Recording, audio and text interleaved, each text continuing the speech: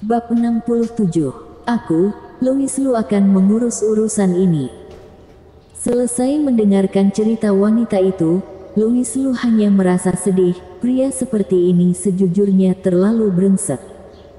Bibi, apa kamu tidak pernah berpikir untuk lapor polisi? Tanya Louis Lu. Tidak ada gunanya. Dulu aku pernah melapor sekali. Saat polisi datang menengahi, dia berjanji nanti tidak akan memukul kami lagi. Tapi setelah polisi pergi, dia semakin keterlaluan, masih mengancam aku bila masih berani lapor polisi lagi, maka akan membunuh kami.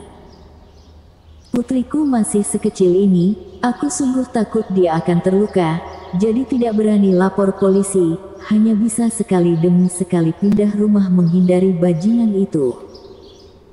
Tapi, bajingan itu adalah iblis, setiap kali bisa menemukan kami. Setiap kali menemukan kami maka akan memukul dan menendang. Hari ini bila bukan karena ada Dr. Lu, aku dan Kiera takutnya. Wanita itu sesenggukan. Saat membicarakan pria bajingan itu, seluruh tubuhnya gemetar ketakutan. Louis Lu meninju daun pintu, dengan tatapan dingin berkata, "Bibi, kamu jangan takut, karena aku melihat urusan ini. Aku tidak akan diam saja. Hal yang tidak bisa diselesaikan polisi, aku, Louis Lu yang membantu kalian menyelesaikannya." "Tidak boleh." Wanita itu tiba-tiba menarik lengan Louis Lu, dengan takut berkata, "Pria itu tidak masuk akal. Setiap kali pergi ke suatu tempat, maka bisa bergaul dengan berandalan di tempat. Sekarang dia pasti pergi memanggil orang. Dr. Lu, kamu cepat pergi, kami tidak bisa melibatkanmu." Sambil bicara, wanita itu sambil mendorong Louis Lu pergi, namun Louis Lu tidak bergerak sedikit pun. Wanita itu menangis keras, "Dr. Lu, kenapa kamu sebodoh ini? Ini adalah takdir kami, tidak dapat menghindarinya. Tapi Dr. Lu, kamu tidak ada hubungannya sedikit pun dengan hal ini. Kenapa tinggal menemani kami menderita? Kenapa?" Louis Lu berjongkok, mengusap air mata yang terjatuh karena ketakutan di wajah gadis kecil itu berkata, "Karena Kiera memanggilku kakak, aku, Louis Lu akan mengurus urusan ini." Selesai menghibur gadis kecil, Louis Lu kembali berdiri berkata pada wanita itu berkata, "Bibi, kamu dan Kiera tinggal di dalam, tidak peduli mendengar suara apapun, jangan keluar, mengerti tidak?" Selesai bicara, dia memindahkan sebuah kursi keluar rumah, lalu menutup pintu. Menunggu kira-kira 10 menit. Dari jauh ada 4 orang pria galak membawa pipa besi sedang berjalan mendekat dengan garang. Yang memimpin adalah suami wanita itu, Lance Zhou. Lance Zhou melihat Louis Lu masih duduk di atas kursi dengan santai. Dia segera berseru marah, "Bagus, kamu bajingan, benar saja masih belum pergi, anggap kamu berani. Kakset, itu orangnya, cepat bantu aku hajar dia."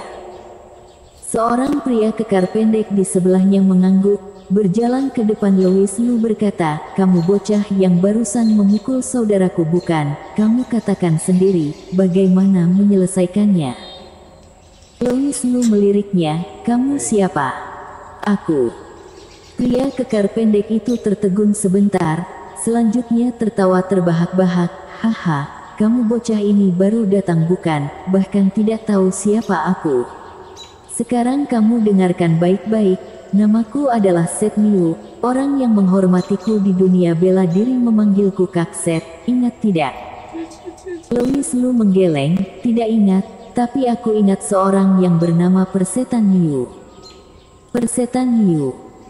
Wajah Set Miu seketika menjadi keruh, memaki, "Sialan, berani tidak hormat padaku, aku lihat kamu ini minta dihajar." Sambil bicara, sebuah pipa besi menghantam ke arah kepala Louis Lu. Jangan melihat Set Miu tidak tinggi, namun bentuk tubuhnya sangat kekar, kekuatannya tentu saja juga tidak kecil. Begitu pipa besi ini mendarat, pasti bisa membelah kepala Louis Lu. Namun saat dia mengangkat pipa besi dan belum menghantam kepala Louis Lu, Louis Liu menendang dengan cepat. Seketika Seth Niu ini melayang mundur 5 meter lebih, terbaring telungkup di tanah dan muntah. Louis Liu menjinjing bangku dan berdiri, berjalan selangkah demi selangkah ke arah Lens Zhou. Kelihatannya satu kursi sebelumnya belum membuatmu jera, masih datang lagi sendiri minta disiksa. Saat ini ketiganya masih tertegun, bermimpi pun juga tidak menyangka kakset mereka bisa melayang ditendang pemuda ini. Melihat Louis Liu berjalan mendekat ke arahnya, wajah Lens Zhou menunjukkan rasa takut, namun selanjutnya berteriak keras, bocah ini tak disangka berani menendang kakset, sungguh tidak menganggap kita bertiga, cepat habisi dia. Bagaimanapun jumlah mereka banyak, seiring raungan Lens Zhou, ketiganya bersama-sama mengangkat pipa besi menyerbu ke arah Louis Liu. Louis Liu merendahkan tubuh menghindari dua orang di depan, langsung melintasi ke depan Lens Zhou, mengangkat kursi di tangan lalu menghantamkannya ke kepala Lens Zhou. Boom! Kursi hancur, kepala Lens Zhou juga ikut robek, darah segar mengalir. Sialan! Salah satu dari dua orang lainnya dengan cepat tersadar, berbalik mengayunkan sebuah pipa besi ke belakang kepala Louis Liu, namun tanpa menoleh Louis Liu mengangkat siku menghadang, dengan tepat menghadang pipa besi. Selanjutnya, boom! Satu tendangan kencang, berandalan ini juga akhirnya merasakan penderitaan bosnya. Seketika hanya tersisa satu orang terakhir, tidak perlu memukulnya, dia langsung melarikan diri sambil buang air di celana. Louis Liu memungut sebatang pipa besi dari atas tanah, berjalan ke depan Seth Niu berkata, Kak Persetan Niu, bawahanmu ini juga terlalu payah, tentu saja, kamu yang pertama tumbang, jadi yang paling payah. Sialan, menghina.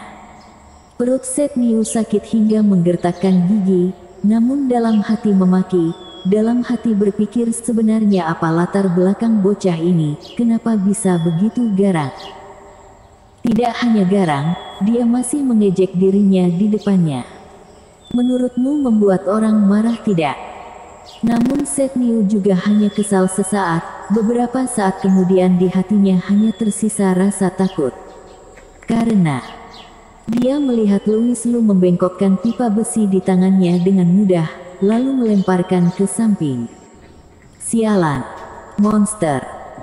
Yaitu juga tendangannya ini sama sekali tidak mengerahkan seluruh tenaga, kalau tidak dengan kekuatannya membengkokkan pipa besi, kira-kira satu tendangan bisa menendang perutnya hingga tembus.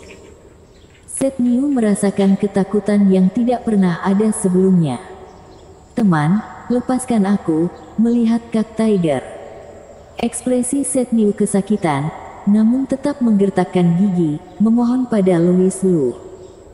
Louis Liu sedikit tertegun, Tiger. Kak Tiger yang mana? Tiger itu, jutawan itu, dulu dia adalah bawahan Flower Dragon, selanjutnya Flower Dragon bunuh diri, dia menjadi bos, sekarang aku bekerja di bawah Kak Tiger. Seth Niu menyelesaikan ucapan ini sekaligus, dia hampir pingsan kesakitan, memang tidak mudah.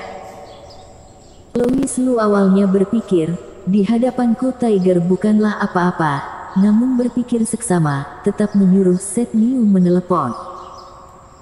Beritahu Tiger, aku ingin dia segera datang ke hadapanku dalam 15 menit, sekalian membeli satu set kuas, kertas dan batu tinta kemari. Oh ya, beritahu dia, aku bernama Louis Liu. Bersambung.